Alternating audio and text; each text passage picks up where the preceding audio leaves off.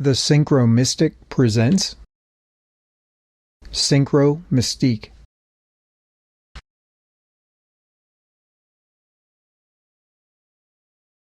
There's an approach to reading events that treats them as if they were literary works.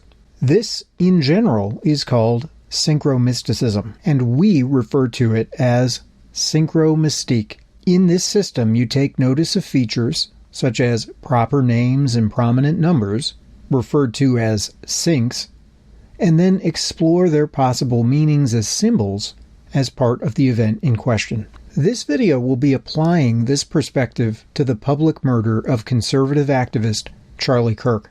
But our methods can seem abstruse and impenetrable to those who have not yet served their necessary apprenticeships in a careful study of the works of its pioneers, from Carl Gustav Jung and Arthur Koestler to James Shelby Downard, Michael A. Hoffman, and my mentor Jim Brandon, just to name a handful of thinkers that have been most influential on me. So, as an assist to genuinely curious viewers of goodwill, and per a request, we will deliver a few prefatory remarks to better prepare, or at least brace audiences for the experience. And we'll do this by drawing special attention to what seems to us the catalyzing symbol at play, namely, the victim's first and last names. And here in our introduction, we will concentrate on the first name. Because you see, according to the eponymous dictionary of the university based in Cambridge, England, the nickname Charlie signifies a silly person, at least on its side of the Atlantic, it does. Shortly, we will acknowledge a bit of controversy about just what translation of this name is the most appropriate, relevant, and telling on the domestic front. At the presentation's conclusion, we hope at least to have demonstrated that this British translation fits neatly into a pattern of symbols that include such prior occurrences as 2020's global COVID-19 pandemic and 2021's Washington, D.C. specific January 6 Capitol insurrection. Thus, in our estimation, recent events represent either a continuation of ongoing ritual processes or symbol complexes, or else they represent a further discrete instance, occasion, or repetition of the same. In the survey that follows, which is a summary of a longer analysis available as an article on Substack, the central theme is what in the esoteric tarot is represented by the 0 card, usually labeled the Fool in contemporary decks. So 3 immediate questions are, or could be, number 1, why tarot? Number 2, why the Fool card? And number 3, what's the significance? Sketching a case, we know firstly, 22 cards of the tarot deck stand apart from the rest, and they have unique significances for divination and for other occult purposes. Starting with the 19th century French magician known as Eliphas Lévy, whom we profiled in Top 10 Occultists of All Time, these cards correspond to the 22 letters of the Hebrew alphabet and are known as the major arcana. But they're also called the tarot's trumps. Now, this could be a peculiar but irrelevant factoid were it not conjoined in this context with the previously disclosed meaning of the British slang term Charlie. So then the question becomes, why should American interpreters pay the slightest bit of attention to what the Brits do or say? Well, 1. Even though Scotland is a distinct country from, say, England, both, along with Northern Ireland occasionally and Wales, are part of Great Britain and the associated United Kingdom. And to be strictly accurate about that, you can consult the 2 maps on the screen.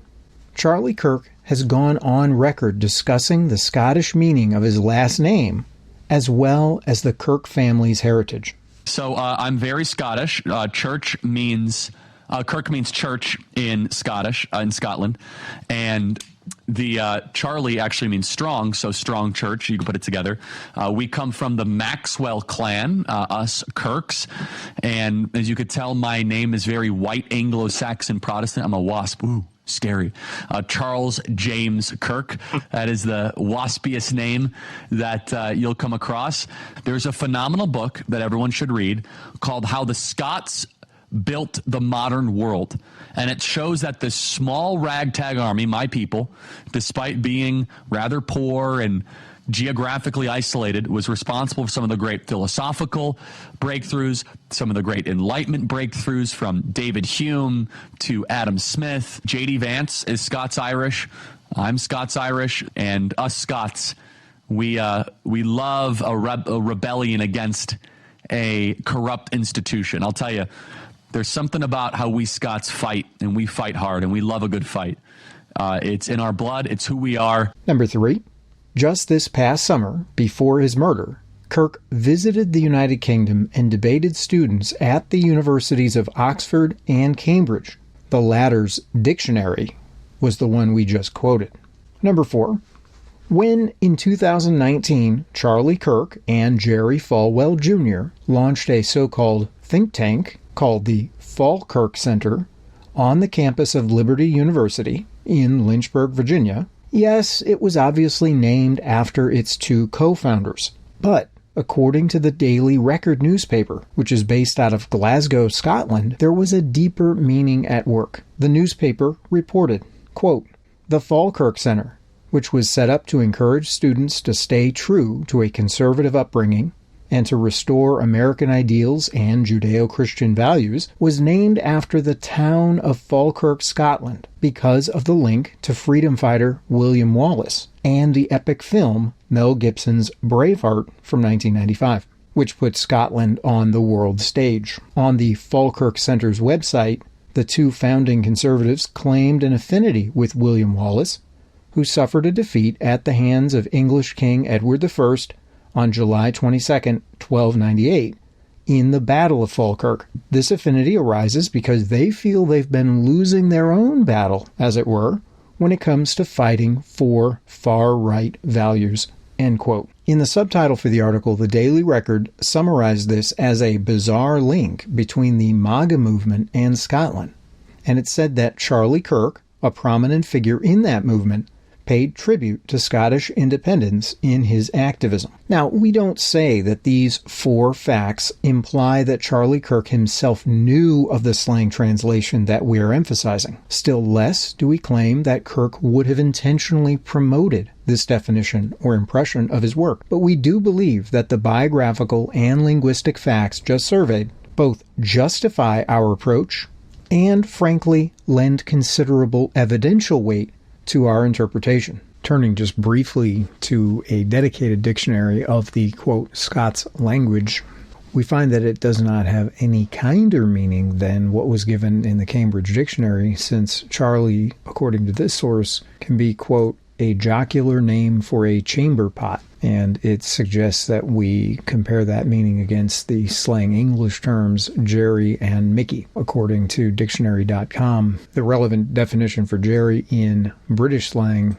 we see is a chamber pot, and Mickey, going back to the Cambridge Dictionary that we consulted earlier, the closest definition that seems to be listed here is to laugh at someone and make them seem silly in a funny or unkind way. Still, in order to responsibly deal with the pertinent symbolism, it is crucial to say that the fool, as an esoteric archetype, seems to have logically distinguishable, if overlapping, sub-varieties. Here we will suggest 3 of the ones you should keep in mind as you proceed. There could be other subtypes, and again, these subtypes cross-pollinate with one another, but this is just to get you started. Number 1, there is the buffoon, clown, or joker, all of which words some, usually left-wing critics, have applied to Donald Trump. This subsort further divides into lighthearted clowns, like, for example, the children's character Bozo, created by Alan Wendell Livingston, and dark, sinister figures, such as the enemy of the Batman or Dark Knight, or, in real life, the personae known as Patches and Pogo of serial killer John Wayne Gacy. The Jester is a politicized version of this, which, incidentally, has also been applied to Trump or to his advisors. Number 2, fool can be used to speak of something ersatz and inferior, if not an outright fake, and which is usually being substituted, surreptitiously, for the real McCoy. An obvious illustration of this would be the rock iron pyrite, better known as fool's gold. Or, as a second example, and please remember we're trying to read symbols and not necessarily offering political commentary in the usual sense of that phrase, but Donald Trump, for all his drain the swamp rhetoric, seems prima facie an odd target for the label populist, which is sometimes applied to him. After all, he's a billionaire from liberal New York City, no less, and he's staffed his cabinet with a coterie of other billionaires. So is this a species of fool's populism, read as a symbol? It was recently reported that Trump had various frames and trims in the White House gilded, gold-plated, or otherwise gold-painted in a move that some have referred to as blingifying or goldening the place. According to a spokesperson, the gold was of the highest quality and all paid for by Trump personally. Yet, some have called it fake-looking, tacky, or, to tie our symbolic threads together, fool's gold. Literally. Number 3. In various occult descriptions, a fool comes across as a radical individualist, someone who marches to the beat of his or her own drummer. In our cultural context, replete as it is with maxims such as just be yourself, be true to yourself, follow your heart, trust your gut, and even do your own research and make up your own mind, this particular subvariety appears to us to be genuinely relevant and resonant. And of course, it seems like it has been created with a number of philosophical movements, from the Romantic movement and existentialism, going all the way back to a relativistic strain that can be attributed to someone like Protagoras, one of whose famous expressions is, "Man is the measure of all things." And in this last sense, who can deny that Charlie Kirk, while he was held up as the recruiter or spokesman for the larger so-called MAGA Youth Brigade movement, nevertheless, Charlie cuts a radically individualistic figure, seated alone at a folding table, using his microphone to defend his personal worldview against all comers. Okay, with that much as prelude, we now present some of the symbols that we outlined in our longer companion Substack article, which also is titled Fool's Church. Charles James Kirk, better known as Charlie, was shot to death September 10, 2025, in what is being styled a politically motivated assassination. Whether the culprit was an enraged domestic leftist, or, in more exotic scenarios, possibly some Israeli hit squad, and for more information see our longer piece, or indeed whether it was some sort of religious plot, as a handful of Christians have even taken to labeling Kirk a, quote, martyr. Regardless, the tragedy occurred on campus at Utah Valley University in the Beehive State. Now, in the medieval imagination, but in the idiom of Karl Marx, bees are, quote, communists, because they live and work together, using a characteristic that biologists refer to as eusociality. Kirk was murdered in the city of Orem, which could not unfairly be described as a bastion of Mormonism, more technically known as the Church of Jesus Christ of Latter-day Saints. Importantly, Charlie Kirk was regarded as a key ally of the current U.S. President,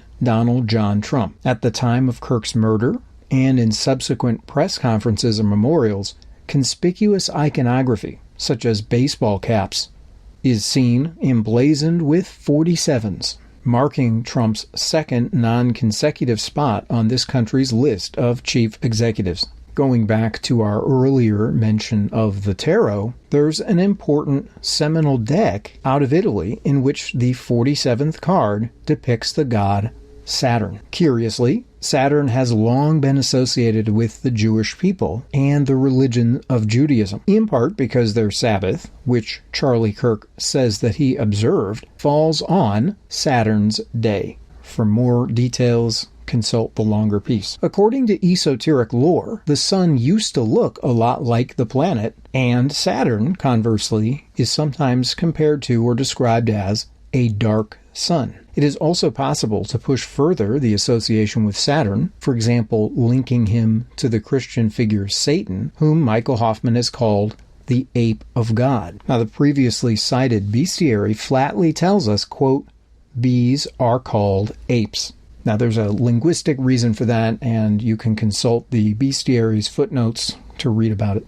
Bees live in six-sided chambers with equal sides, an obvious reference to the hexagonal shape of the cells in their hives, which obviously collect honey and are not necessarily their living quarters per se. And here's another bit of trivia. The planet Saturn has a mysterious, rotating, six-sided storm at its north pole. Tell your friends. 47 is also the atomic number for silver, which, if House of Representatives Republicans have their way, would be the metal used to mint Charlie Kirk commemorative coins, unless they use some sort of fool's silver, like beer canite. And here's another one. In 2012, then Republican presidential candidate Willard Mitt Romney saw his White House hopes dashed in part because of a hot mic remark widely perceived as arrogant and elitist to the effect that 47% of Americans were guaranteed to vote for Democratic incumbent Barack Hussein Obama simply because they were dependent on welfare checks for their livelihood. Incidentally, the Romney family has been affiliated with the Mormons since 1837. In a past video titled Omicron, we concentrated on various high-profile occurrences of the number 0, including the previously cited and notable tarot card, the Fool. In that place, we noted that aristocratic sentiments,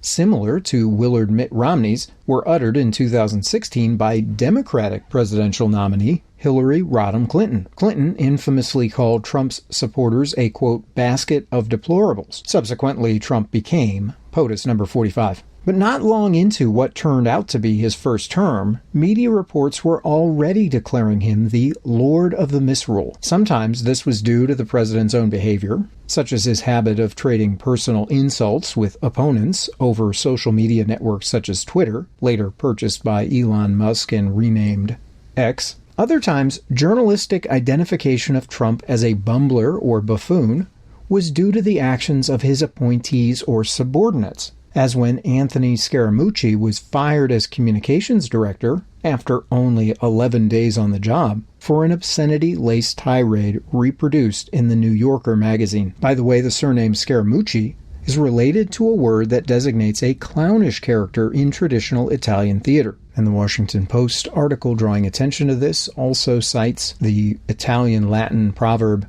nomen omen. The moniker Lord of the Misrule is another name for the King of Fools, who is of course an important part of the medieval folk religious celebration known as the Feast of Fools. This name-calling was punctuated on April Fool's Day 2017, when a protest was organized in New York City, during which, according to a spokesman, Donald Trump, represented by a life-size doll sitting on a toilet, was unanimously elected King of Fools. The disparaging rhetoric certainly didn't abate after the January 6th Capitol riot in 2021, on which see our dedicated video. Disney's 1996 animated movie The Hunchback of Notre Dame depicted the physically deformed but kind-hearted Quasimodo being elected king during Topsy-Turvy Day. This would be irrelevant except, according to the novel on which the cartoon was based, Victor Hugo's Hunchback of Notre Dame of 1831, the Festival of Fools took place January 6, 1482. At various times, the title Pope of Fools was used instead, which we wouldn't have bothered mentioning at all except for the curious AI-generated meme that Donald Trump posted after the death of Jesuit Jorge Bergoglio, better known as Pope Francis, but before the election of Robert Prevost, who took the name Leo XIV. The American prelate Timothy Cardinal Dolan, while in Rome, stated of the image, quote, "It wasn't good." And then Dolan proceeded to quote another Italian idiom, brutta figura, connoting foolishness. Presumably, Dolan should be taken as something of an expert on that topic. Admittedly, the sort of disregard for, or inversion of, cultural norms that was part of January's Feast of Fools also shows up in the atmosphere of other celebrations, such as Mardi Gras. In the United States, New Orleans is the city most associated with this carnival, which ends on Shrove Tuesday, the day before the start of the Christian Easter preparatory season of Lent. Incredibly, according to many New Orleanians, Mardi Gras actually begins on January 6, which is also reckoned either as the 12th day of Christmas or Epiphany, depending on the calendar that you consult. Twelfth Night, or January 5th, also the title of a work by William Shakespeare, is yet another popular holiday where conventions were turned upside down and revelers cultivated chaos. The story goes that on the night of January 5th, 2021, Donald Trump was trying to stop what he regarded as the steal of the 2020 election and discussed various options with lieutenants stationed at the historic Willard Hotel in Washington, D.C. Earlier in 2020, the Big Easy's Mardi Gras parades, leading up to their hedonistic finale on Fat Tuesday, were called a super spreader event for the dreaded COVID-19, or coronavirus. And while it was not the site of the absolute first case in the United States, nevertheless, a nursing home located in Kirkland, Washington, was said to have experienced a major outbreak and was widely referred to as Ground Zero. In a video published at that time, we noted that etymologically, Kirkland means churchland, as the Scottish word kirk means church, and we heard Charlie Kirk himself mentioning this earlier. The significance of these invocations of church and church land and their associations with pandemics and political murder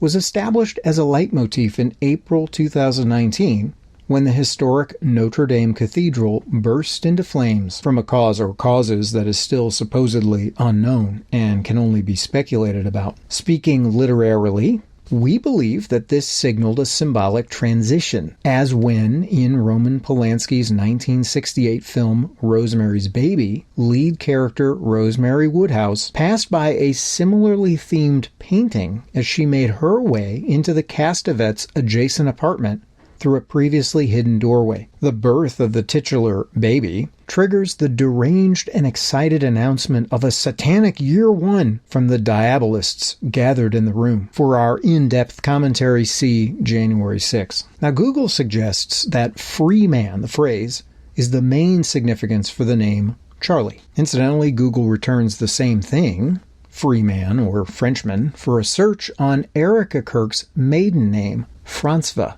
And, of course, it has been asserted, not least by Charlie Kirk himself, that Charlie denotes or implies strength. However, as we opened by pointing out, it is a less acknowledged fact that according to sources like Cambridge Dictionary and Merriam-Webster's Dictionary, the nickname Charlie in British slang also means fool. Now, it's hard enough to catalog sinks, but we were recently pressed, as we noted, to give our opinion as to the overarching what's it all mean question. We can't say for sure, of course, though it is worrisome to us to suppose and acknowledge that there's a long-standing pattern of ruling class opinion that seems to consider us hoi polloi, including the aforementioned 47%, not only to be deplorable, but also to be right proper Charlies to boot. And that certainly would give a different flavor to the We Are Charlie signage that some on the political right are using. Oh, and I almost forgot. Charlie Kirk's dad is reported to have been one Robert W. Kirk. Any guesses from what we've discussed, just what the W stands for?